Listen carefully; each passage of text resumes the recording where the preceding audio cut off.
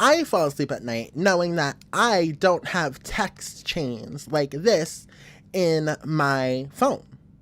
Like, I know that my text chains will never be leaked to the point where there's a Nazi streak and anti-Semitism and a racist remarks that are intentionally made because they support the eradication of groups of people. I lay my head at bed at night knowing that those text threads don't exist in my phone and that they will never be able to be leaked because I would never say these heinous, gross, vile things. So, but Trump, he's part of the swamp, so obviously he's going to be around these people. But let's take a look at this breaking news from Politico. They went ahead and broke some news that Trump nominee says he has a Nazi streak, bashes MLK Jr. Day, according to more texts that are being exposed from the right, the racists, the anti-Semites. They want to call everyone else racist and anti-Semites, and they're being persecuted. When in their text threads, they're the one persecuting every other group, every other marginalized group of people. So it's, again, point a finger, you got 4 pointing back at you. So let's talk about this. Paul Ingrassias is in a bid to lead a whistleblower agency is set for Senate confirmation hearing Thursday. So Paul Ingrassias, President Donald Trump's embattled nominee to lead the office of special counsel, told a group of fellow Republicans in a text chain that Martin Luther King Jr. holiday should be tossed into the seventh circle of hell. Like, this is insanity. This is him. He just looks. He literally just looks. You know who he looks like? What's his name? The main character from American Psycho. You gotta watch out for those pretty boys. He's a pretty boy, but something ain't right in that noggin. But it's just sick that we have people surrounding our president who have these ideologies. Not only notable people in our offices, but people that are being considered for these offices, people that are being considered for these positions. And then he uses Italian slurs for black people. He also says no to Mongolian holidays, no to MLK Day. He also says every single one needs to be eviscerated. There we go. I'm using that word. I have been using that word. That these fucktards, these shitholes, want to eviscerate communities. And people in my comments continue to say, oh, who's saying they want to get rid of people? Who said they want to eviscerate and destroy and eradicate all communities? These are the people that are saying it. And I stand corrected and proven in fact with physical evidence, timeline, receipts, everything to say that these people want to eviscerate communities because they don't see anyone else as human other than their own selves. So I stand vindicated. These people want to eviscerate communities, and Paul Ingrassias said it right in his text thread. And again, he is using these racist ideologies, anti-Semite positions, and positions such as misogyny to justify why white people should exist at a higher level than black people, than Spanish people, than a woman. Like, it's right there.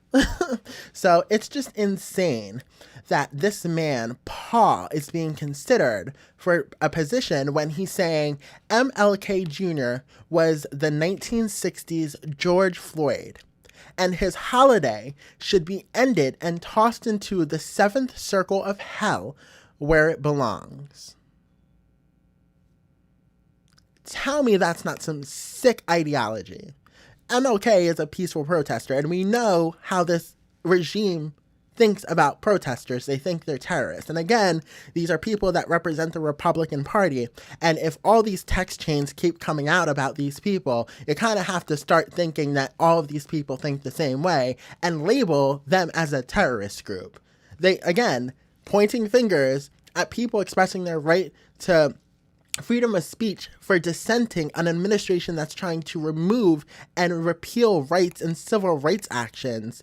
And then they're pointing fingers, calling these peaceful protesters terrorists, when deep in their text chains, this evidence exists. Calling MLK Jr. Day the George Floyd of today, of the 1960s, and then saying MLK Jr. Day deserves to be in the seventh circle of hell.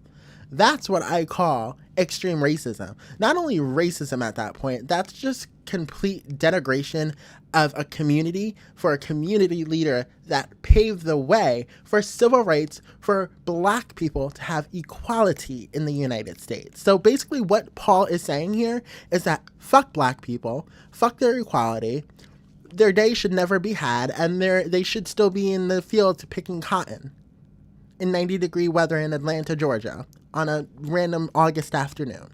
That's what he's saying. And this is what these people believe.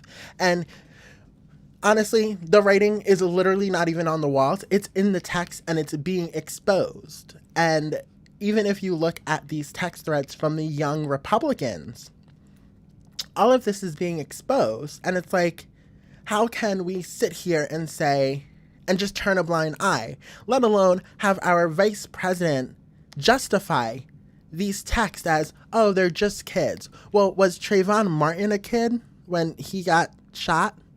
No. So what makes these 30-year-old white men and women, in the eyes of J.D. Vance, kids? I would like the explanation to that, especially when you have this, where you have Politico dropping the receipts here that one of the group chat says sex is gay. Sex? It was rape. Epic. Imagine describing rape as epic. Did you just admit to graping someone? Like, it's sick. These are sick individuals who have sick ideologies, who again just want to control and manipulate public consumption of social norms, and they want this to be the social norms. Yet the left, I'm not seeing the left being exposed with these crazy, disgusting texts, and I'm not trying to generalize here, but right now, predominantly, the Republican Party is being exposed for the racist, anti-Semites, misogynistic, sick, sadistic, vile human beings that we all know that they are. And it's the truth. And all of these goddamn text threads being exposed prove it. From Paul Ingrassias to all the young Republicans who were in this chat. It's just disgusting. And some of the texts, you can read them right at the top here. We're officially under consideration for a Trump endorsement, which means Trump is trying to endorse these people with these gross, vile ideas. Great, I love Hitler. Kick the bitch. Stay in the closet, F word. This girl is fully retarded. They love the watermelon people. Like, it's sick. How can anyone sit here and defend this? It's sick. Anyway, we're going to go ahead and move on here because, again, I'm proving my point that the Republicans continue to backslide in accountability. And that is where we have a problem in America.